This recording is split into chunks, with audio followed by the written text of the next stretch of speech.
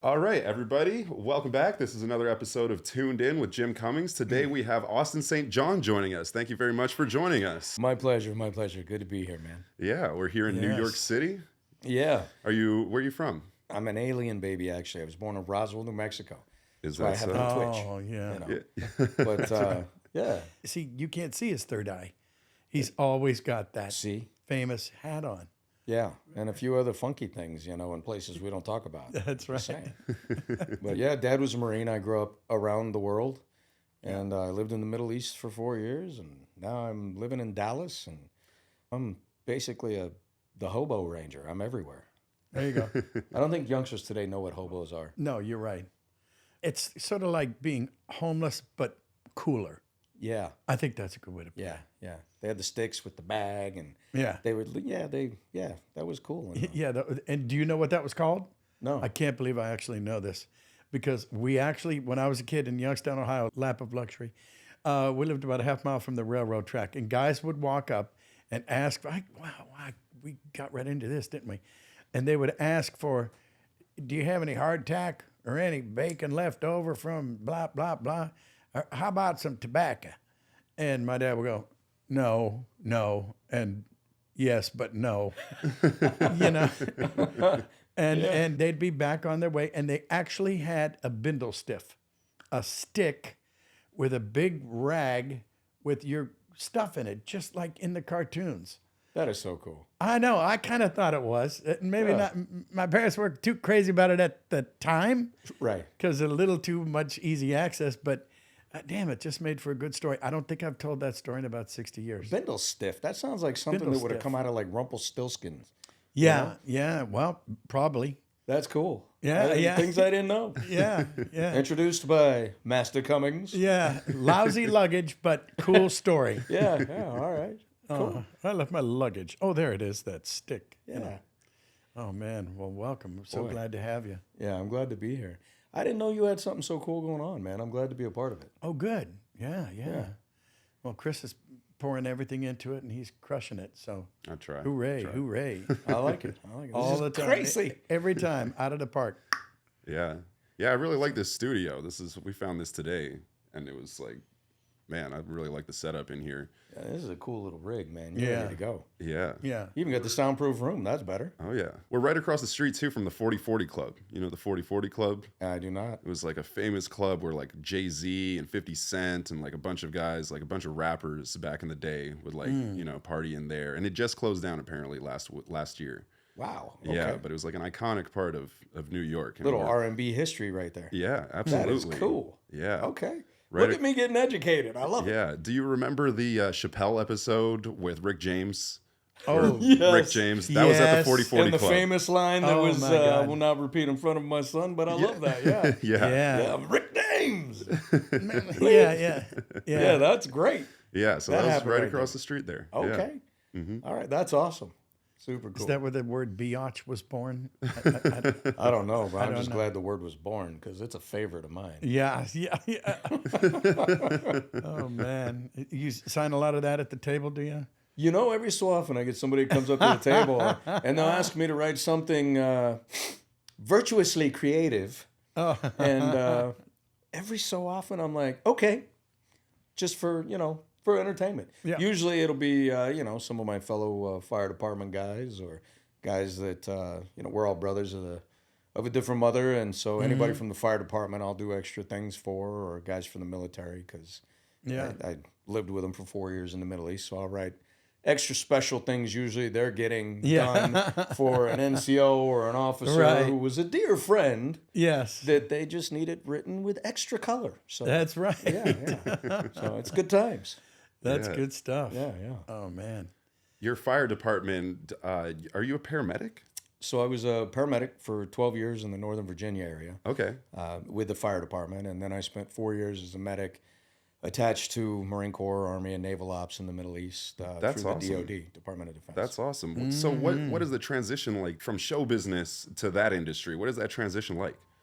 Well, I mean, the first transition from show business was I was homeless for 6 months. And Oh, so you were really in show business. Oh yeah, I was on the biggest show in the world, making less money than people who at the time worked the McDonald's drive-through window. That is insane. Yeah. Yeah, So- we've heard some stories from, Yeah, Walter Jones, there Walter are, Emmanuel Jones. They're not and quite as colorful Karen about it as Ashley. I am. Yeah. I tend to be a little more, here's the deal. But, Yeah. I'm sure but that's you okay. do. Yeah, yeah. Well, And you've got that. I mean, they all look to you kind of like you're still the leader.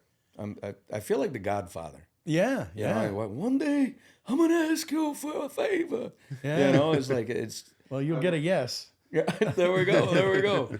I can remember. So the last time I came back 3 years ago, I was on Beast Morphers, and I came back, and I felt like the Godfather. I was like, these kids are now the stars of the show. Now are still young enough to be my children, and I'm looking at them, and they're all still talking and griping about the same things we griped about 30 years ago. I was like, Wow. nothing has changed. That's progress. Yeah, Yeah. except for the company, and where it shot. But so many things really had still improved. It's just the pay is still not great. And but Hasbro has, they've done some cool stuff. So I'm kind of curious now. Like in the most recent episode, Power Rangers killed somebody. It's like watching Winnie the Pooh. Wait, I didn't and- know that. Yeah, yeah. Hopefully, it wasn't like a nun. So it Or was, anything, it was right? one It of was the a good bad guys. One of the good guys died. No But way. they did it because in real life, she was killed in around 2000, 2001 in a car accident. So they wanted to bring her character back, pay respects, and they did it in a great way. She went out like a hero in uniform. And so now they have officially ended, well, maybe not even ended, but they have paid respect to her story. And then they turned around and one of the good guys, Steve Cardenas, my counterpart, after I left the show, jumps up with a sword and drives it through the heart of Rita Repulsa, the lead baddie. The baddie, yeah. And I was just like, on my show, if I looked at you too angry, they're like, this is a kid's show, Austin. You need to tone it down.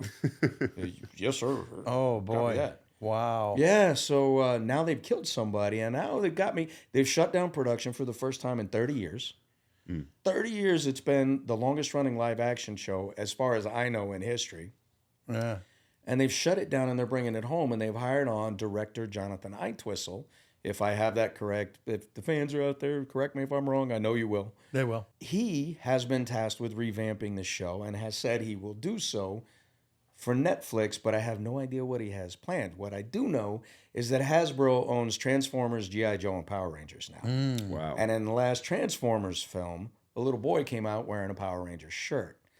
So it lets the mind wonder. Now we've killed people, so we've entered kind of the adult arena. Yeah, that bodes well. That would be I kind of think. cool. I would love to Yeah. see something like that. Could you Yeah, imagine a yeah. smash up? Yeah. So who knows? Who knows? I'm going to start all sorts of drama. I have no idea if any of that is 100% true.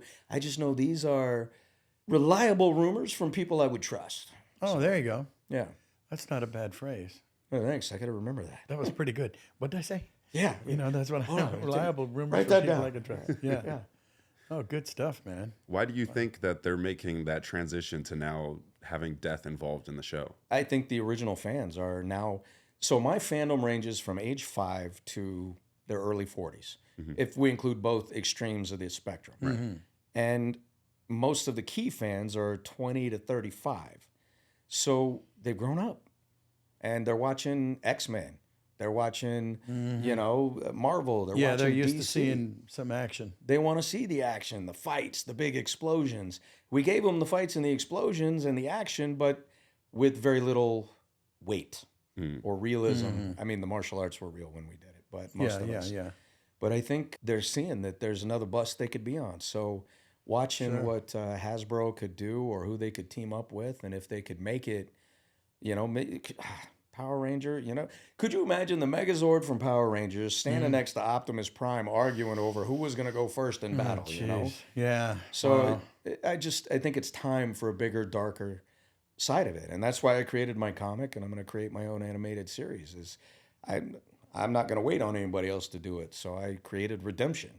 And fans are loving it. It's getting a lot of attention, and the Kickstarters are doing great. Oh, Right on. That's Right on. fabulous. I think the fans, they love what they love. They fall in love with it as children, and then they grow up and they're like, I wonder what if they did it this way? What if they did it that way? You know, so what if Pooh had been more like Eeyore? You know, Well, still your voice, but if he'd been, I mean, you did it all, but yeah. what if Pooh had been slow and Eeyore had been Well, Pooh is slow, but I see what you're saying. okay? However, I know what you're saying. Right. Oh, you mean actually slow? Yeah. Oh, okay. Never mind. Not like what? Okay, not that kind of slow. Not mentally slow. Okay. If he All just right. went, okay. Yeah. You know, like if that had been Pooh and, you know, Tigger had been Yeah. like Rabbit or Kangaroo or, you know, like. Yeah. I think people, they love to see these smash ups now. Oh, yeah. Oh, gosh, And yeah. I got to post the video that you and I did. I did a video with Dora the Explorer, who you probably know. Okay, so my kids watched some Dora back in the day. And I did a video with her, and it hit 656,000 views inside of, you know, a couple of days. It did great. Wow. People, and it was just Dora and I morphing.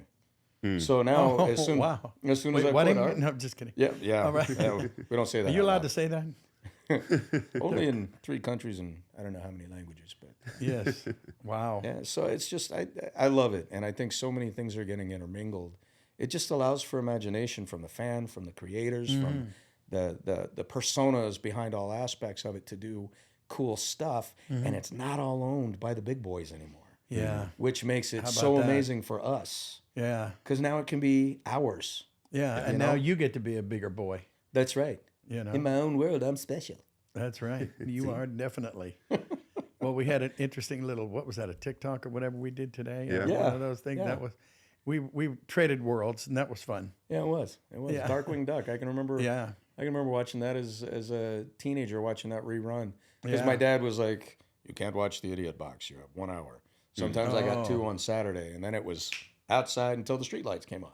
Yeah, me too. know? That was my call to get your butt home. Yeah, and then you get the whistle. He was a Marine. Yeah. And, all right, 5 blocks away, I knew it was time to go home. Yeah. So it was a different time. Yeah, well, my mom had the most, God rest her soul, I couldn't love her more. But she would, Jimmy! And I go, God, I'm going home. I do not want, I don't want to hear that. I don't know who that was. Shit. And I had to get over it. I didn't want to hear that again. Yeah. You know, are you sure that's not you? No, it's, but it's funny, I have to go. Anyway, you know. I have no idea who that is. Yeah, I just, what are the odds? Yeah, oh God, painful childhood memories. Yeah. And now we pass it along to our kids. Yeah, that's right. You Why, find look, out. there's one now. Yeah. Austin's son is here, but he's off camera. We'll save that. He's taking notes. I'm going to get blackmailed later. That's right. And speaking of that, speaking of calling your kids, you have a unique whistle for each of your kids, correct? Oh, yes, I do. Yes, I do. And I'm not going to do it for everybody here. Yeah. But my daughter Olivia had a 3-note whistle. My daughter Raleigh Jackson had a 4-note whistle. Raleigh Jackson, and then boop boop. Gracie had one, and boop boop was Lulu. Lulu got the 4 daughters. I know, I'm just lucky. Anyway, and so yeah, that was. But yeah, that was that way. You know, if you're out in the park and there's a million kids and they're all on the swings and you're losing them, you know. And it's time to go home, and you really don't feel like sitting there waiting until they mosey back over. You give them the whistle. That makes Give them the sense. whistle. You get them home. Yep, and it works. And they come because they do not want to hear it twice because they're embarrassed. Right. So see, yeah, there's a little parenting tip for everyone out there, free of charge. Yeah. All right. The kids are going, please don't do that. Please don't do Don't tell him, Dad. Don't tell him. Yeah, don't tell them. Yeah, me, I just break out the morphing voice. And then Yeah, boom. that's right. That's right. When I want to be heard, I can be heard. Yeah. Yeah, I have no doubt about that. Yeah, they all know. Look at he's sitting there. He's Ding, like, ding, uh-huh. ding, ding, ding, ding, ding. Yeah. You struck the bell on that one. I could almost part the waters. I'm not quite Moses, but I'm still working on it. you know? That's right. But you're not done yet. That's right. Oh, man. I have much time to defile myself. That's right. Well, we've known each other for about at least a good 10 years through conventions and such. And, Yeah. and it's always been a good time. It's always been a good talk. It's always been, you know, we have very similar views on very similar things, Yes. and that's always good. It makes it a little more comfortable in the world. It do, yes, it do.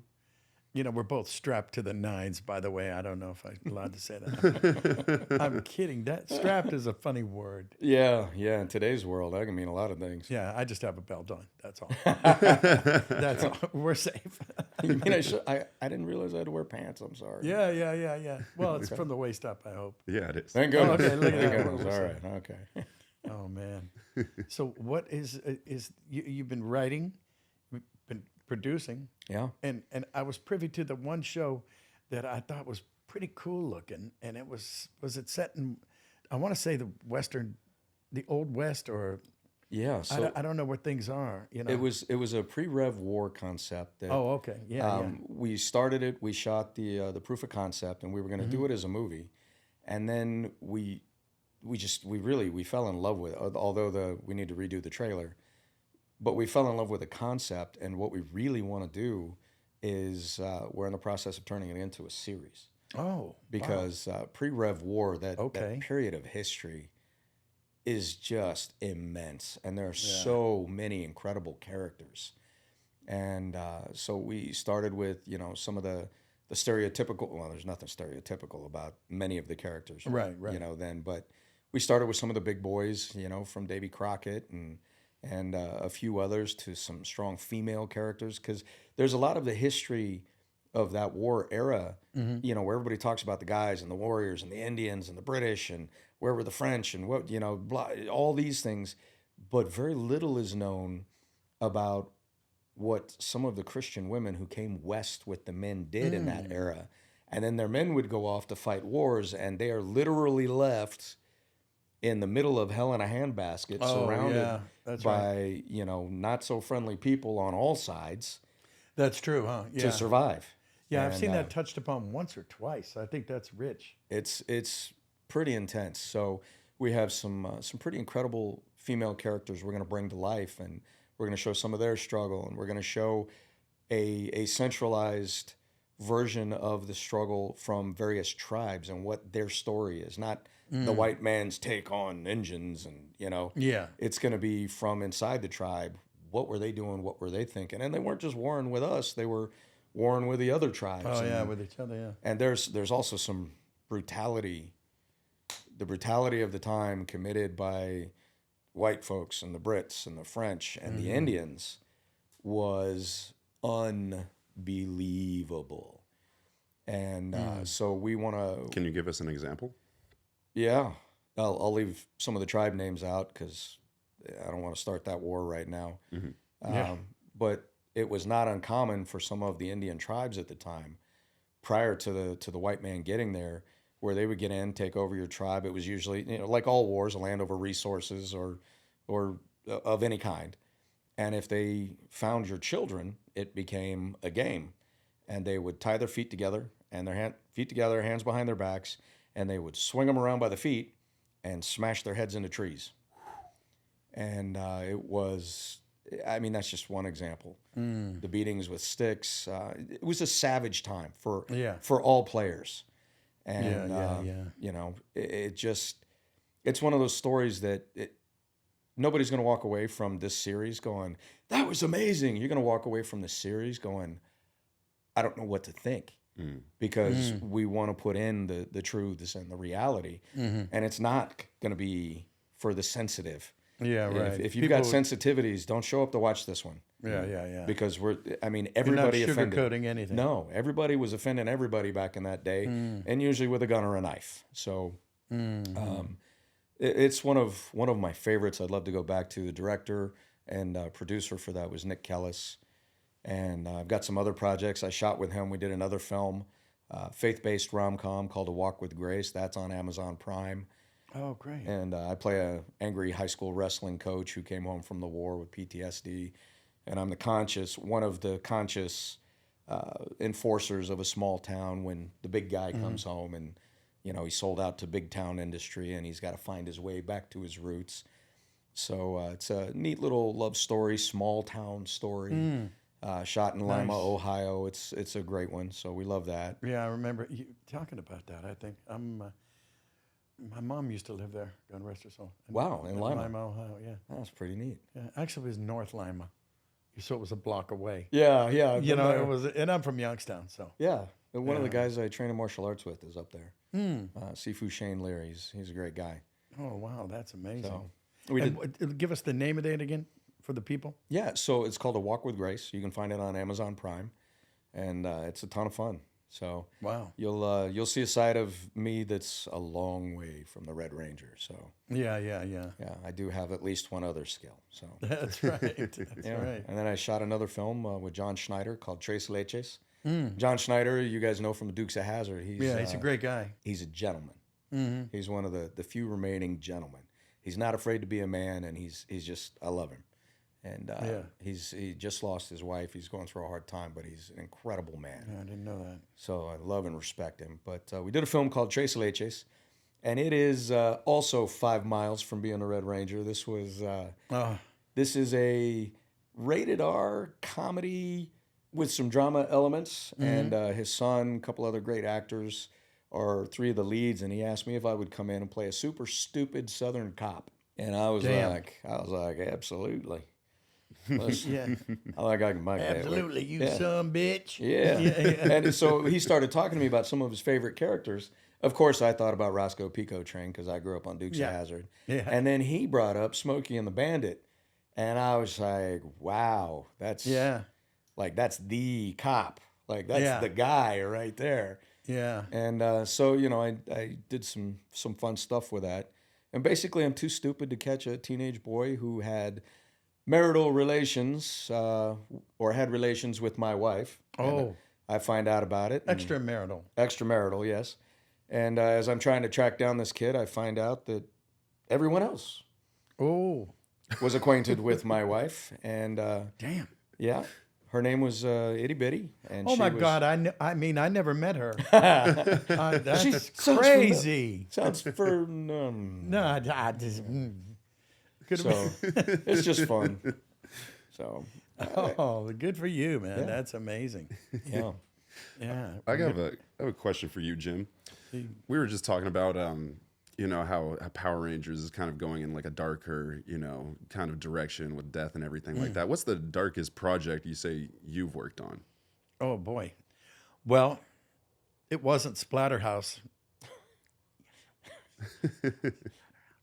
Anyway, and it was a video game, and I'm so sorry to say it ended up being very popular.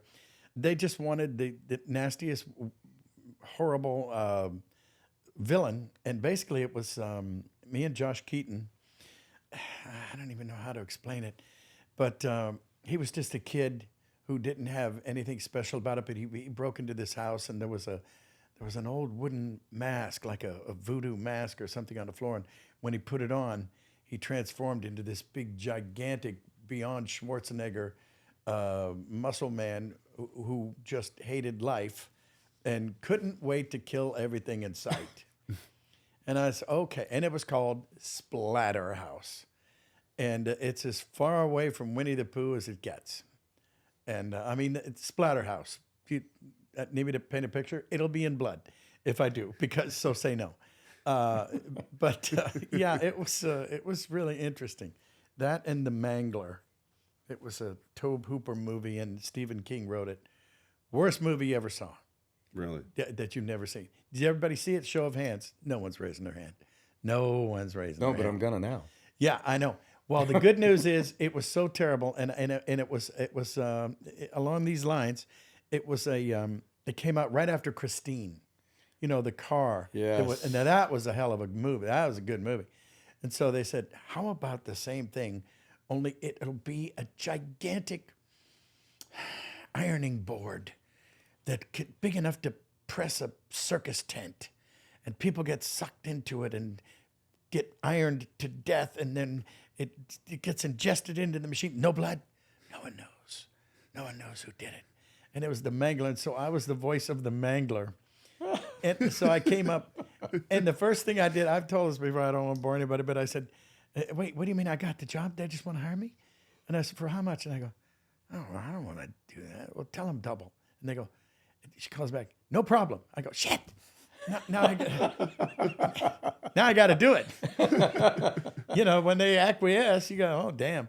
And it was the guy who was in Silence of the Lambs. I'm sorry, I don't remember him. His Hopkins? name. No. He was, unfortunately, the fellow who had the Buffalo Bill. He was, yeah. Oh, that little sweetie. He was in it. Yeah. And so we're doing this movie, and at the end of the movie, I finally saw it, and I was thinking, all I could think of halfway through the movie was, unplug it, unplug the damn thing. It won't pull anybody in and iron them to death. First of all, unplug it. Yeah. And I said, oh God, and I was over in Simi Valley. I was like the only person in the theater. I think it was the premiere. And I'm watching the credits, and at the end, voice of the Mangler, Tim Cummings. And I went, yes! Thank God for that. They misspelled Jim. How do you misspell Jim? That's rough. Yeah, but Tim and I go, that Tim, he's good. Man, he's going to the bank with this one. Good night, everybody. So yeah, that's my story. Oh no. Yeah, pretty sad state of affairs. May that never happen to you. Oh God. I think you're safe. Yeah. So we met at these cons years ago, and it never ceases to amaze me that you guys have been, I think, off the air for a little while, but it's in different areas, isn't it? And it's big on cable or this and that. And everybody loves this guy, and rightly so. I mean, it's so cool. It cracks me up is when different of the Power Rangers are at the shows, they still think you're the boss. That's kind of cool. That's You get to be in charge of something. Yeah, you got to be. Well, I think you picked a good one. Yeah. Nobody thinks Winnie the Pooh's the boss of Squad. They go, yeah, it's good. Shh, try not to talk. I'm talking to Austin. Leave me alone. Okay, fine. Good stuff, man. It is wild. I think, well, it's all over Netflix and YouTube now because we all live, Yeah. we will all forever live in infamy now on those channels. Mm-hmm. It's pretty neat. I think COVID did a lot for all of our universes because people were stuck at home and they just binge watched everything. Yeah. And then ran out and were like, well, here was my childhood. Let me hit this too. Mm-hmm. So I think it's really done a lot to bring back a resurgent for all of us and all the others on the circuit. Yeah. So it's pretty neat. Yeah. You must get that a lot too, because I get that a lot, Tons. Oh, man. When I was a kid, I had to run home and look for Tailspin or Darkwing or, and it's a blessing. It's a blessing. It's pretty neat to see. Like, people will ask me all the time, what's the greatest thing about the show? And I think a lot of what I enjoy now is hearing these kids who've grown up, they come back to us, and Power Rangers is in 40 countries and 90 languages. So culturally, I hear stories from all over the world, and we're still bringing families together. And I know how many families sat down and watched Pooh and Darkwing Duck and all that you've done. Mm-hmm. So it's pretty neat for me when the fans come up, grown men, Oh, yeah. big old tough guy. Oh, they're tough. And then they don't know, and they look over there. And, you get the tears. Yeah. And then they just immediately revert to age 5. That's right. It's one of the greatest things in the world. And they love it. And I love that they love it. Yeah. That's a good way to put it. It's pretty neat. I'm in that. I'm right there with you. Who'd have thunk it? Man. Stuff you did 25, 30 years ago, people are going, thank you. And I'm going, no, thank you. Yeah. Yeah. I'm so grateful for everything, Yeah, I think once you start taking it for granted, you're doomed. Yeah, and we've all seen those actors. Ooh, yeah. And nobody wants to see them for long. Yeah. So, they I'm haven't not going to figured mention out. any names, but okay, never mind. I won't. Yeah. There's a list. Yeah, there is a list. Oh, But, man. they'll figure out pretty soon that they don't exist without their fans. Yeah. So Yeah, that's a good way to put it, too. Well, I hope you're writing these down. These are all good. Yeah. Good expressions. What was one of your favorite memories working on the show? for me, it will always be the unaired pilot, the original unaired pilot. No way. Yeah. Unaired? Yeah. Well, they aired it later, but for a long time it wasn't. I see. We shot it, and I signed a contract without an agent, without a parent present at age 17. They had me post-date it to my 18th birthday, which, no surprise there. And we started filming. I walk on the set, I'm 18. And I was not an actor, shocker. I was a martial artist, and I was a teenager with attitude, which is what they were casting for. So when I walked onto set, the only thing I knew was martial arts. You know, here's a Walter. You had him on the show. That guy was a godsend, and he's still one of my dearest friends of 30 years. He had to show me, when I say the basics of how to function in front of a camera, I mean the basics. People who are filming on their phone today know infinitely more than I did then. Oh, right. In other words, no, the camera's over here. Yeah. You know? Yeah, you should probably turn so the camera could see your face. That'd be good. Because I would just turn to talk to whoever I was talking to Right. and leave the camera over there. And Walter would grab me and throw an arm around and open me up the camera. I learned those words. Yeah. And he'd open me up and I was like, oh, yeah, that makes That's what I meant sense. to say. Yeah. So in other words, so they can see me. yeah, Got it. Yeah, right. Because otherwise they, would have hired a cardboard piece or something. Yeah. So I was learning how to act. I was learning how to be a man. I was learning everything. It was just learning curve like that, and it was amazing to go through it. So a lot of memories for me there. Yeah. That's great. Yeah. What about you? What was your first? Yeah. Well, me, the first thing I ever did was this brand new, something was called cable TV. It was 84 and a half, 85. And I just made my first demo tape. I shopped it around. Wait, actually, can you tell us about your demo tape? Because that's an interesting story, and you haven't told it on the podcast yet. Oh, yeah. Well, gosh, I made it in the back of the Video Depot in Anaheim Hills where I worked. I was the manager. And my buddy Chris Potter was a sound engineer. And I go, I've been thinking of making a demo tape I want to do voiceover. I've been wanting to do this my entire life. So you record people saying things. And couldn't I be someone that you did that with? And because I was sophisticated. Right. And and so we did it. The gist of it was that there were two guys sitting around watching television. One was from Ireland, one was from New Delhi. I was them. Then I was all the TV commercials. I was Elliot Ness. No, I don't. Oh, God. No, I don't want you to spill your guts. I want you to tell me everything you know. And I just wrote it, and it was corny. And I sent it around to Don Bluth, and he said, well, I'm not doing anything right now. A guy did Secret of NIMH, and he worked with Disney. Big guy. And he said, I'm doing laser tag or laser. He was doing video games, literally, And he said, but I'll hold on to your tape. And I said, that sounded like, yeah, well, I'll never call you again. Yeah. And even at that young age, I knew that. And about a week later, Frank Brandt called me from Left Coast Productions, and he and his partner, Caroline Hay, were gearing up to do this new cable TV show that had come out. And it was called Dumbo Circus. And it was the people in costume, little people, big people, and they needed voices. And they figured, well, the character Timothy from the movie Dumbo was going to be in it, but you can't even have like a 4-foot mouse. That's just a big mouse. So they made him a lion. And so I was Lionel the Lion, Dumbo's pal. And that was my first gig that I ever did. And they said they wanted it to be Timothy-esque, like the mouse. And I got that job. And all of a sudden, we were doing 2 shows a week. And that took 8 hours. And I was working like 50 hours a week at the Video Depot. And I ended up making about $200 or $300 a week more in those 8 hours than I did in the 50 that I worked at the Video Depot. And I said, you know what, I'm going to do this. I'm going to do this shit right here. Pardon my French. But so there you go. And then by the time, and it was great because it took like a year and a half to get through all those shows. And at that point, I had landed an agent. So I just went from working full-time in the normal world to our world and full-time. And it's almost 40 years. And now I get to hang out with you. Yeah. So see, that's progress. There we go. Moving onward and upward. Yeah. So yeah, man. Sanford and Son, moving on up. Yes. Yeah. That was me. So yeah, it worked out so far so good. That is cool. Yeah.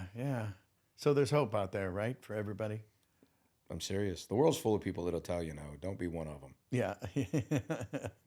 Yeah. I'm curious, in your time as a paramedic, what was like one of the, surely you've seen some crazy stuff in those years. What was like one of the like most shocking things that you've seen? Well, I could see your mind reeling. yeah, we were in a busy call area. I mean, how are we rating this show? It's open wherever you're comfortable Well, it's with. open, yeah. Okay, trying to think of something that won't send people away in agony or tears. Yeah. Okay, so we get a call, and it's for a person who's stuck in a fence. It always goes out over dispatch, and we never know because people will report things that are nothing like what it really is. Dispatch calls us, oh, guy's having a heart attack, and we get there, and the guy has gas, but he wanted an ambulance now, so he tells dispatch it was a heart attack. So dispatch sometimes gets some bogus information. So we get a call, and it comes out over the radio, medic 15-1, adult male, mid-20s, stuck in a fence. Okay, all right. All right. So we get there, and it's a construction site, and we pull up into the construction site, and this is heavy construction. And we're like, all right, what's this about? I'm looking for a white picket fence, or this is what I'm thinking when we go, because it was a new area, it was brand new industrial, so I knew there was a housing area right there. I just didn't know about this new construction. So we pull up, and there's nobody around. Like this is the most empty construction site I've ever seen. So now we're driving around, and we've killed the sirens because, in police work, the big red lights are a clue.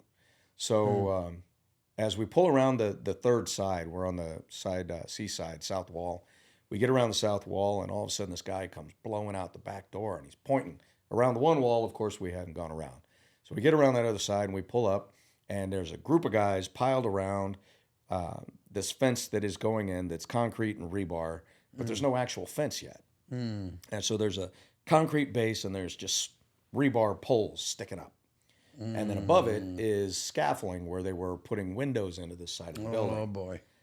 And so we get around, and all of a sudden the seas part, and there's this guy, and he's kind of leaned over, but he looks like he's just kind of leaning on one leg, like an old cowboy with a bow leg. And, he's just kind of head down, and he's not really looking up at us. And I'm counting the spacing between rebar, and he's right where there should be another rebar pole. And for those of you who aren't familiar, rebar is, about yay thick around. It's reinforced steel, and they use it to strengthen concrete and other construction materials. It's not known for being friendly to the human body. And apparently this guy was a story and a half up, and he was handing over a window, slipped off, and came down, and the rebar caught him inside the thigh and went straight through his leg and out his bum. And that was an interesting one. So we had to break out the saw. We're now cutting the rebar at the base because we don't remove impaled objects in 911 unless it's occluding the airway or things like that. Oh, yeah. And because that's surgery, what if we pull it out and there's a major vessel, which right there, the femoral artery. So we cut the rebar, and we can't we're supposed to put him on a backboard to protect his spine, but we can't straighten him out. So we make him as comfortable as we can, and get some fluids and IVs going in him and some pain meds, and get his vitals, drive him into the trauma center. They flew him up to George Washington Trauma Center, the big one. And the guy made it. I guess his surgery went well, but that was a wild one. Wow. Yeah. I cannot imagine. That is crazy. Yeah. Seen other guys as simple as they take off their hard hat, walk under a ladder, and the guy on the ladder had left the ladder, but he had a 4-pound weight up there that they were using for projects, and it would take in however long to roll. And right as the guy walks under the ladder, it pops off and thunk. Wow. Cranial fractures. So, I mean, you can see it all. You get in 911, you'll see it all eventually. Some will make you laugh, and, you deliver babies. Yeah. I mean, that's amazing, to bring another life into the world. Have you ever done that? Yeah. Wow. Yeah, I mean, not a whole lot, but in my 12 years, maybe 5, 6. Wow. So that was pretty amazing. And some of them are high pressure because the situation isn't good. But And is that like on call? That's like you go out and like somebody's about to have a baby and you deliver it that way. Oh yeah. Or it could be traumatic, you know, someone who's pregnant has an auto accident and trauma-induced delivery. Or it could be That's something I've never even thought about. yeah. It could be miscarriage. It could be a lot of things. Yeah, sure could. Wow. You're rarely bored. I mean, when you get, Yeah. sometimes you get called for dental pain. And Wow. yeah. Okay. I'm like, you need to call your dentist, and I'm gonna not have the police write you a ticket for wasting resources. But don't call me back. Yeah. But I do have a set of pliers. We can fix that right here. I mean, if you want, I'm here, right? Yeah. Oh man. You can see it all. It's crazy. Yeah. Yeah. Do you think seeing all that stuff desensitizes you after time? Sure, to a point. Yeah. You'd almost have to. I hope it would. Yeah. Right? Because you can't feel every single pain that comes. Yeah. Right. I almost quit my first month. One of my very first calls, I get a call to a possible drowning, and it was 2 kids in a pool, face down when I arrived, and mom was on the couch, naked from the waist up with an IV in her arm. She'd been shooting up, and the neighbor couldn't swim, saw the kids go in, and called 911. So we had everybody showed up on that call. Everybody. We had a lot of units, and so we lost one. We were able to save one. And I was almost done God bless. the month I started. Sure. Yeah. Yeah. So, but I had a great assistant chief, and he sat me down and we talked. And if it hadn't been for him, I'd have been done then. Yeah. So Wow. crazy stuff. You can see it all. Yeah. Yeah. No doubt. Do you think any of that emotionality helps you with acting? Does it like give you fuel in a way to kind of dig into that when you need to be emotional on screen or something like that? Yeah. You know what I'm getting at? I have a deep well. For me, there are a lot of things that I can instant recall that can put me in a psychological place to very quickly slip into some pretty intense roles, which I think surprises a lot of people, because they're used to me being the stone. I was the rock of the team. I was very monotone until the war cry happened. So Jason was the rock of the team. But there's a lot of, if you watch Walk with Grace, there's a scene in there that a lot of fans have come up to me afterward, and they're like, "We had no idea." And I was like, "Yeah, I didn't really either until good for you. until I did it." Yeah. But it's just, as long as you're pushing the limits, you can find all sorts of things. Yeah. We all have experiences in life that are deep for us. And For sure. Oh, you bet. touching on those, you can do some crazy stuff if you have the creativity for it. Yeah. Boy, amen to that. Yeah, that just made me think of a question for you, Jim. Have you ever shocked yourself? Have you ever surprised yourself when you're working? Has there ever been a moment where you're just like, oh, that's something I've never done before? Or, Yeah, well, it was Princess and the Frog, and it was Ray, my buddy, the Firefly down there in New I Orleans. love that movie. That was one of my favorites. Oh, good. Yeah, mine too. Nothing to do with me being in it, but it took me, and we only did it once, thank God, but I had to die, and I had to really fight to hold on, and then just couldn't make it. Yeah. And then look, and I almost made myself cry, which is insane. And I thought it took me forever to do, but apparently it was the right amount of time. And I look up, and everybody in the booth is going, and I go, oh wow, Yeah. they really like me. It's amazing when that happens. Yeah. And as a little firefly. So. Yeah, That little Firefly, man, I love that little guy. Yeah, me I too. I probably had a tear in my eye. I bet my boy did. Yeah. When Ray the Firefly died, I was just like, Oh yeah, that's so cool. Well, my 2 older girls, they weren't able to make it to the premiere for whatever reason it was, and they said, well, we're gonna go tomorrow. Okay, good. So they went tomorrow, and they both called me up. You didn't tell us you were gonna die. And I said, well, I didn't want to spoil, Surprise. I said, yeah, but Randy Newman wrote a couple of really cool songs. So what? You died. It's like, all right, fine. Anyway, I said, well, so I'm not going to be in the sequel if there ever is one. Right. Unless it'd be like, Wonder what Ray would say. Well, then you come back in that little cloud in the That's sky. right. I'm hoping for that. Ray's got a twin. Yeah. Ray's Return. Oh, man. It was a fun movie. I love that movie. Well, thanks. Ray was a big personality in that film. Yeah. It was great. I heard you did Scar in The Lion King too, right? Oh, well, yeah, I did about 4 or 5ve lines that, you call it sweetening. It's when somebody says something, you do what they said. And then, so I had to do a couple of 4 or 5 of those. But all the talking in a song called Be Prepared is Jeremy Irons. And like 95% of the singing is me. And the trick with stuff like that is, first of all, sing in key and sound just like the guy, that you're the actor that you're supposed to be singing for. That's all there is to it. That's all there is. No. Well, yeah. Well, see, it's that just like that. Yeah, but it's that simple and that hard, I would say. Mm-hmm. Yeah. I mean, everybody's got an actor or two they can impersonate. Yeah. And that's pretty much the stretch. So Yeah. Man. And Jeremy Irons was great. And he had a truly identifiable voice. Oh, yeah. So to just pop in there and make that happen and sing and be on key. Yeah. None of that works for me, let me tell you. I can't do that. Yeah, well, good. I'll do it for you. I know who to call. All right. Yeah, that's good. So if any of the Power Rangers ever have to sing. Got it. Yeah. Right here. Except for Karen. I think it'd be kind of tough to. She can sing. She can sing. Well, never mind then. Yeah, she was in a girl band back in the day. I didn't know that. Yeah, she can actually sing. Damn.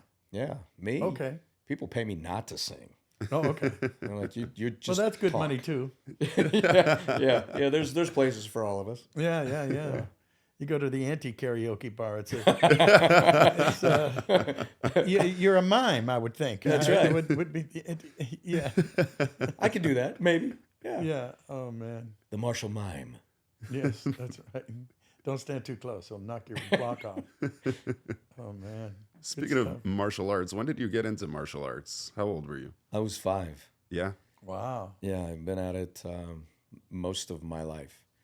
So my first martial art, I trained with my father in the beginning. He was heavy into Kenpo. It's been in my family for a long time. So Parker style Kenpo, Parker trained Ray Schneider. Ray Schneider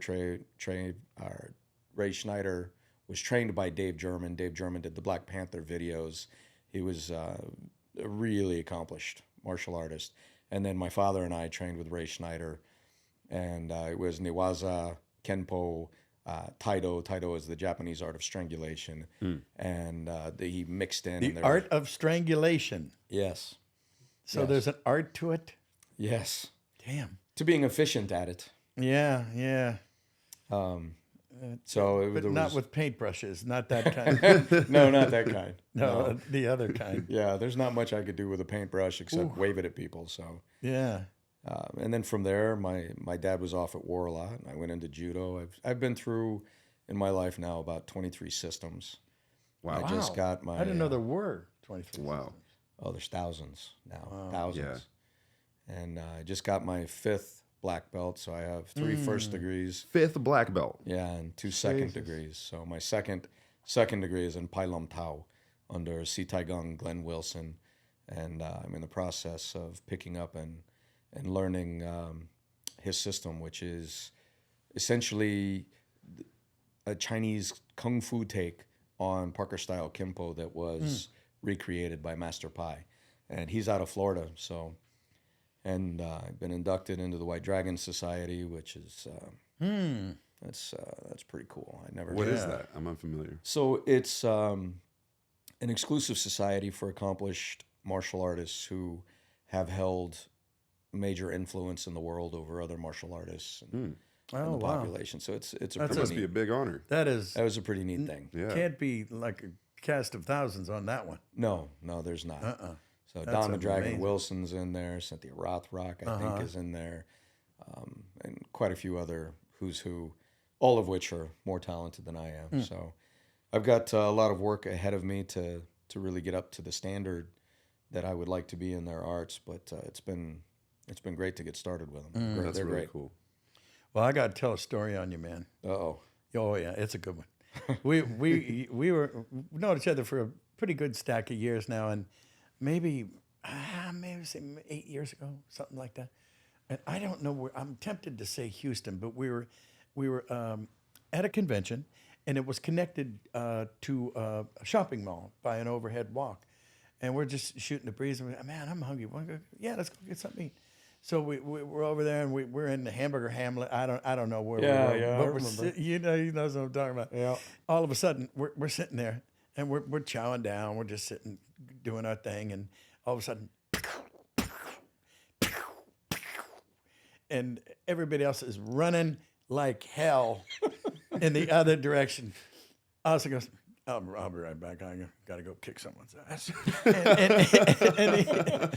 And he goes walking out calm as he could be.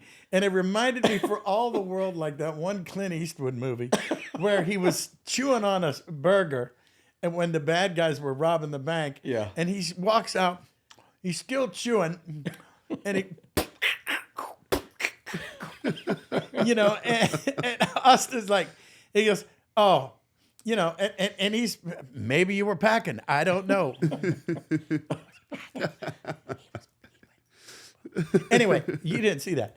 No. But no. But he walks out like it's mother's milk. It might have been, it was like somebody rang the recess bell and he wanted to go play tag. and so there you go. Walking out, he goes, "Now, false alarm. I kicked their ass from across the room, and it was, I don't even remember what it was, but it was just a bunch of people mistaking some damn noise or another, and they're running like hell, like Godzilla. Really? Yeah. Yeah. All right. It was good stuff, and I went, shit, I'm hanging out with him. There was a couple excellent additions to that story there. Yeah. Thank you. Yeah, I tried. I appreciated them a lot. Yeah. I did not say it was going to kick anybody's butt. Yeah. But there was, so the story was, I guess we found out the next day when the police came in, there was a guy with, the great big heavy duty metal dollies. And what kicked it off was there was these two guys downstairs who got into a fist fight. And everybody was watching the fist fight, and then they screamed and yelled, and they broke up and ran in different directions. Well, about this time, I guess one of them bumped a guy coming up the stairs with the big metal dolly. He drops the dolly, and you hear that pow, pow, pow as it sliding down the stairs. Yeah. Well, then everybody thinks these two guys are shooting at each other. Right. Yeah. And it sounded, like maybe like a 9 caliber. Yeah. It was in there. Yeah. And man, he's not lying. I mean, people were running like gazelle. Oh yeah. They were jumping over stuff, knocking over tables. I mean, they ran like the world was ending. And something didn't seem right about it to me. I've heard a few guns go bang in my life. I think. And so I wanted to go check it out. And I also thought somebody might be injured. Maybe I could help with that too. And as I got out there, you think I was brave. Here's the part he didn't know. As I come out there and people are still running like, Bambi from The Lion and walking, holding had to have been a 1-year-old, and she's got a 3-year-old with her, is this little Latina. And she's walking like as calm as I am, walking away from it all in the safe direction. But she's just walking. She's like, órale, vaya, telling her kids to let's go, but calm. And I looked at her after watching all the big guys run like their butts were on fire. And I come up to her and I was like, dígame qué pasó, what happened?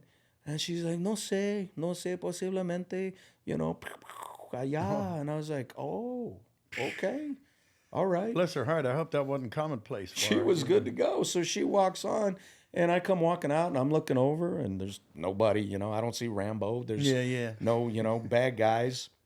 And I was like, well, I want to go finish my lunch. So I went back in, and I sat down, and I think we finished eating before we went back to the show. Yeah. So it was, you would have thought, Yeah, you would have. people were killing each other. I did. Yeah. Yeah. So it was nothing crazy. Yeah.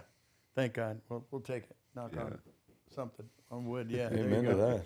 Yeah. That's good stuff. That's a good story. Yeah, I forgot. Yeah, that was It was a good time. Yeah.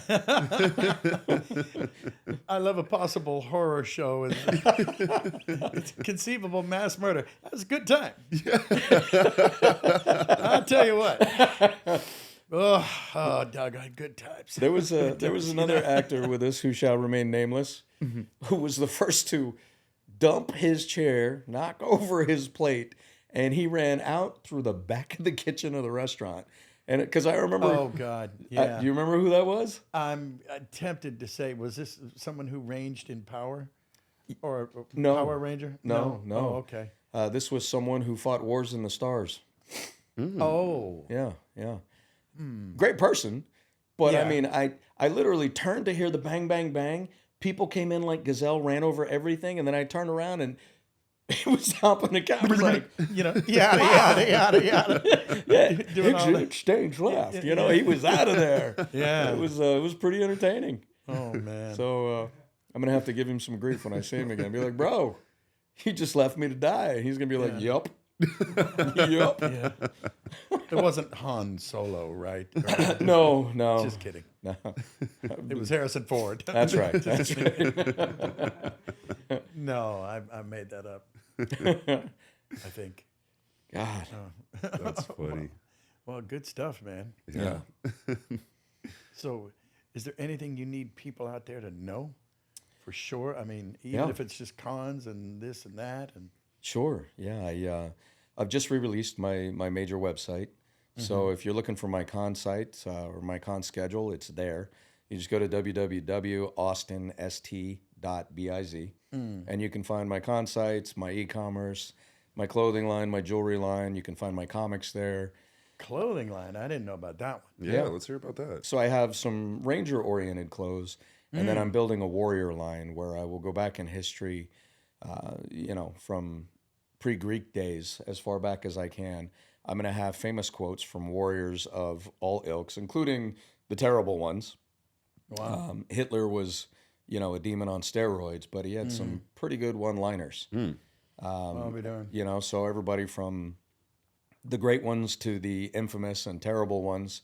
And I'm going to have quotes in their languages put up in Japanese, English, Russian, Greek, whatever it was. Wow. And then in English, and I'm going to have some kanji kana done and some various other artwork. But the point is to look to our past, to leaders, both good and terrible, and take from them what you can. I mean, Bruce Lee's going to be in there. Chuck Norris, who's one of my guys that I looked up to.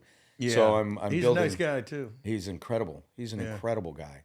One of the last real gentlemen out there. Yeah. So those I just started releasing. There's a few on there, and you'll see it. It's in kanji, which for those of you who don't know what that is, it can be Chinese. It can be any Eastern Asian writing, and I'm sure I'm going to get corrected on this too. But I don't write in the stuff. I just pay people to do it better than I can.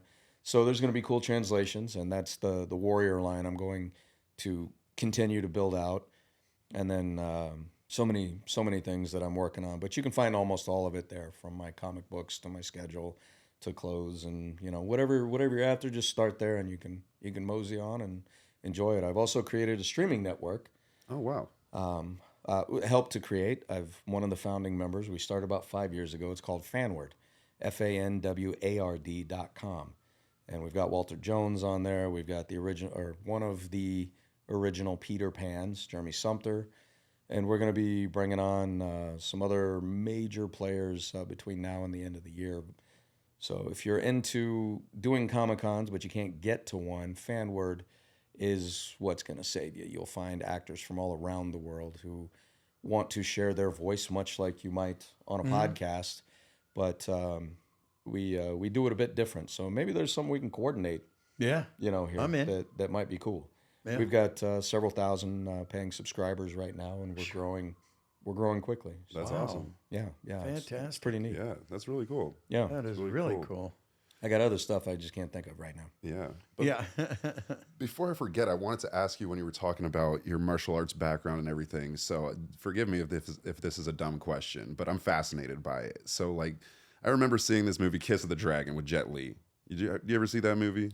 Probably. I don't remember. And the Kiss of the Dragon was he just puts a pin in one of this guy's vertebrae, and it stuns him, and then like eventually it leads to like a slow death. So Yeah, that's one he of had them. a touch too, like one from the armpit where he would get you with the nerves. right, yeah. I have. And then seen there's that like the movie. Kill Bill, you know, the classic, you know, where she hits him. What is it, like the 5 fingers of death or whatever? Is there Yeah. any sort of like reality? Is there anything like that in martial arts where it's like just like a combination and you hit the certain nerves and then it like leaves somebody paralyzed or facing certain death? So I would love to tell you that I've seen it or done it. Actually, I would probably I like the not part want that he to tell said you done I've it. done it, you know. But while I've heard all the same cool legends and I've seen the films, I don't know of anybody that would say they can, you know, doink, and you die of whatever magical mischief. I'm not going to tell you that, because one of the other things that I work on is called qigong or qigong. And the British called it qigong because they actually couldn't pronounce the QI when they were in China. So it's the same thing, just different pronunciation.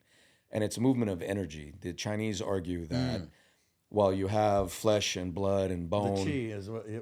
Yeah, qi right. is the invisible life force that travels throughout your body through meridians. And I do work with qi and energy, and I will validate that is 100% true. And there is the healing side of qi, and then there's the martial side. So it can be used to strengthen blows. Am I a martial, you know, master in the world of qi? No, I'm moderate. I'm better at the healing side, but I have used it to help break boards and cinder blocks and things like that with hands and feet. But I don't know anyone who could kill you, you know, with the doink on the forehead. I have seen soft touch knockouts. So a soft touch knockout is you get a guy and you look at their stance because it's about how the body receives energy.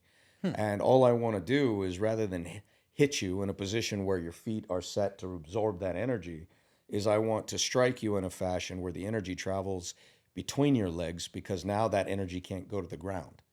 It has to pass through you.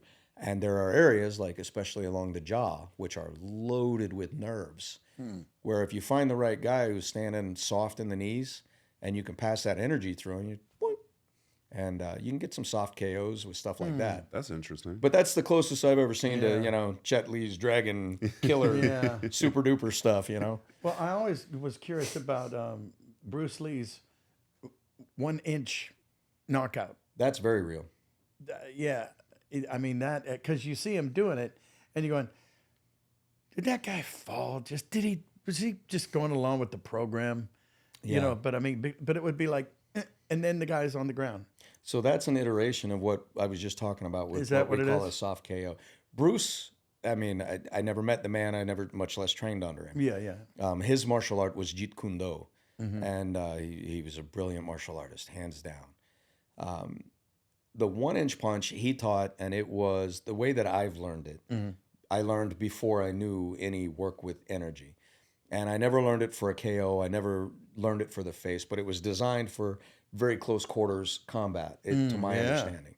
I've used it, and the way that I teach it is close quarters to the body. And you set it up so if this was the abdomen, and this is where you would set your fingers, and this is the chest wall, your strike comes from there. And it's a great explanation or example of physics.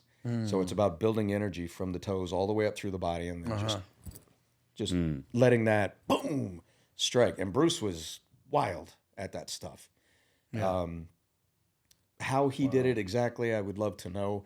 I know how I teach it, and it's pretty. In fact, Zach, our agent, he didn't believe in it, and he asked me to show him. And he'll tell you that I sent him about 7 feet across the room into a wall. And then when he woke up, he said, "Okay, never mind. I got it." Yeah, I didn't knock him out, but he'll tell you the story. You should ask him. Wow. Okay, Yeah. I will. Yeah, I will. good times. So Yeah. I wish I knew all the cool stuff. You know, like Yeah. I wish some of it was, and maybe it is. There may be a guy out there. I don't know.